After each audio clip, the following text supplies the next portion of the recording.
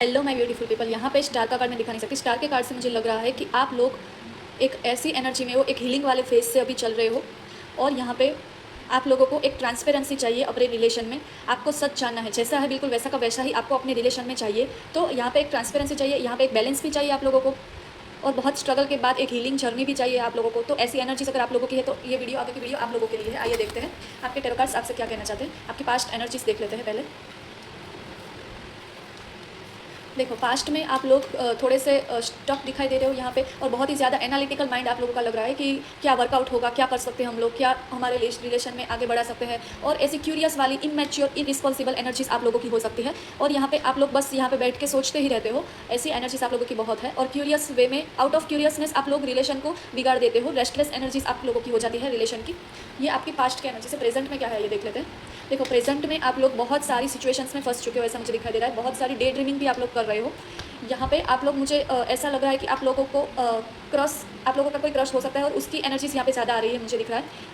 क्योंकि यहाँ पे आप लोग बिल्कुल इमेच्योर इरिस्पॉन्सिबल सिर्फ बैठते हुए दिखाई दे रहे हो, कोई एक्शन नहीं यहाँ पे। और यहाँ पे प्रेजेंट में भी आप डे ड्रीमिंग करते हुए, लस्ट की एनर्जीज भी ये ज़्यादा दर्शाता है। तो ऐसी एनर्जीज आप लोगों की आई है। फ्यूचर में आप लोगों का रिलेशन में क्या होगा ये देख लेते हैं। फ्यूचर में मुझे लग रहा है कि आप लोगों का जो रिलेशन है उसमें आप लोगों को सेल्फ लव करना पड़ेगा, तभी ये रिलेशन आगे बढ़ पाएगा, ऐसा मुझे दिखाई दे रहा है। और यहाँ पे है कि आप लोगों को एक टाइम पे एक ही चीज़ पे फोकस्ड रहना पड़ेगा। बहुत सारी, देखो यहाँ पे आ गया, बहुत सारी चीज़ों पे आप फोकस्ड हो, पर यहाँ पे आपको बोला जा रहा है कि एक ही चीज़ पे फोकस करना। ये एक मानस है जो एक ही इवेंट को लेके आगे बढ़ता हुआ दिखाई दे रहा है। चैलेंजेस बहुत सारे आ सकते हैं आपके रिलेशन में, ये भी एनर्जीज मुझे दिखाई दे रही है। और यहाँ पे अगर आप लोगों का वर्कआउट हुआ तो आप लोग बहुत ही ज़्यादा एक एबंडेंट, एक इंडिपेंडेंट फ्रीडम वाली जो होगा वो आपका रिलेशनशिप बनेगा, ऐसा मुझे दिखाई दे रहा है।